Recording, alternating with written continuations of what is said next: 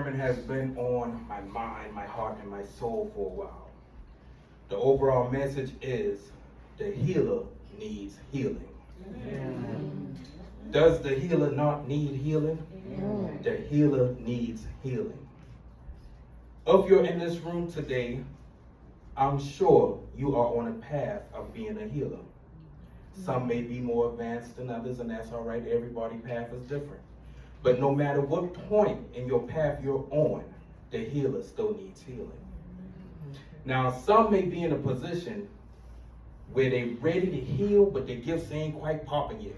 They say, I'm ready to hear more. I'm ready to see more. I'm hearing and seeing a little bit, but I'm ready for my stuff to really pop off. Mama Toya done tell me to meditate. I tired of sitting at this altar.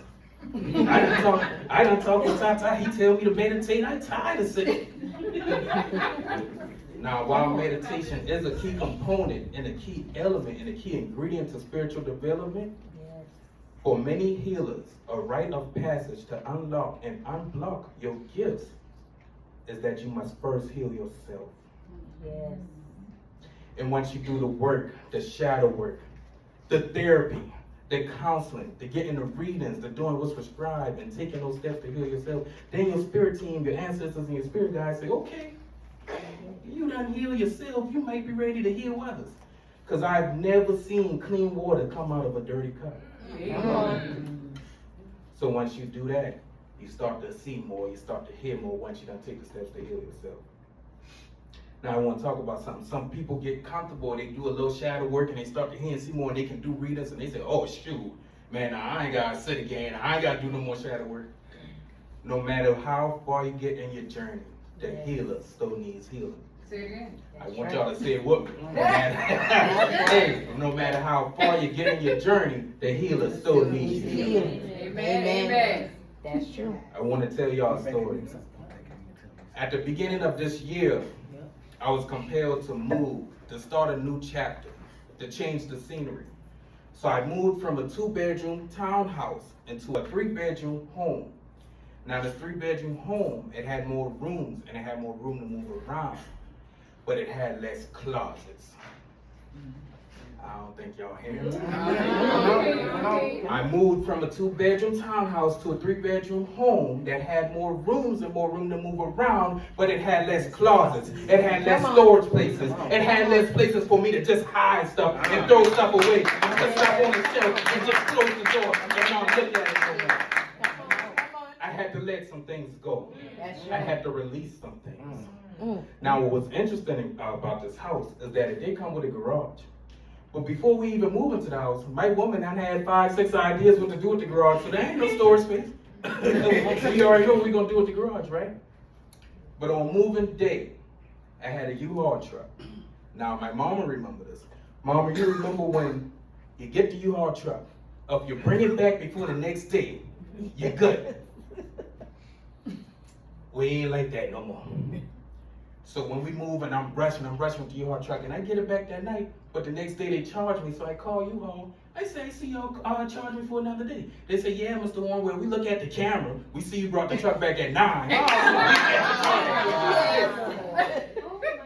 said, well, I know that, we'll just keep the truck. But I didn't know that at the time, so I was rushing, right? So everything out the U-Haul, I just throw them in the garage, show them in it. I just throw it in the garage, and you know what I say? I say, it's all right. I ain't gonna let the garage stay like that. First month in the house, I open the door to the garage, I look in that garage, I hurry up and close it. Shoot, no. I'll try next month. Second month in the house, I open the door again, I look in there, I close them even faster. I said, no, not this month. The third month, I say, you know what? I ain't getting in there. Who this garage playing with? I can take care of this garage, I'm gonna clean up this garage. So I decided to go in there, and I said, I'm gonna clean up this garage because it's just been like this too long. We done been in this house for 3 months. This garage needs to get taken care of. And I went in there, and I spent all day in there, throwing things away, going through things, rearranging things. And then I got to my cutoff time because my therapist told me years ago, you gotta have a cutoff time. Did you know feeling like you gotta run from the time you wake up to the time you go to sleep is a trauma response? Yeah. You gotta have those cutoff times, whether it's 7 o'clock, 9 o'clock, 10 o'clock, cut it off, because what you ain't get done today can be done tomorrow. That's right. That's right. So I got to my cutoff time in the garage, and I went back in the house. But I said, you know what? I won't go look in that garage, just me being me. I said, I'm gonna go into that garage, and I marched there. Tell me I went there, I said, I'm gonna feel proud, I'm gonna feel accomplished. I said, you know what? You can help me sing. Victory.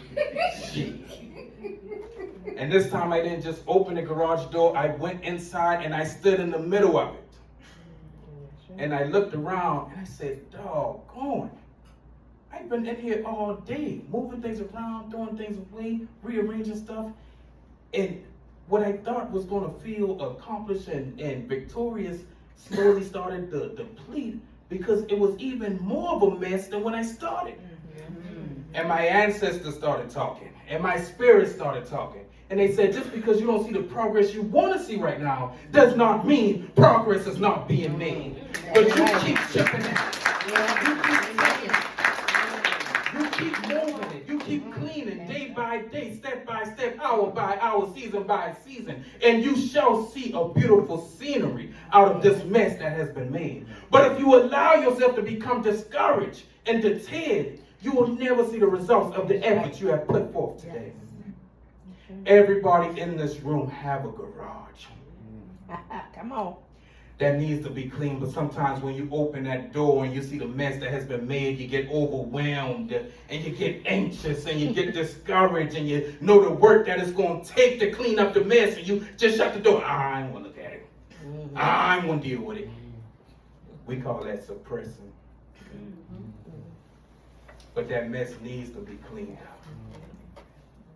And whether it take you the whole year, whatever, you just keep nicking at it. You just keep going day by day, hour by hour, season by season. You do the shadow work. If you got to take a break, you take a break, but not too long, you get back to it.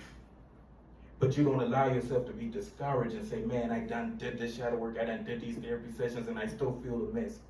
Because if you allow yourself to become discouraged, you will never be able to see the efforts that you have put forth.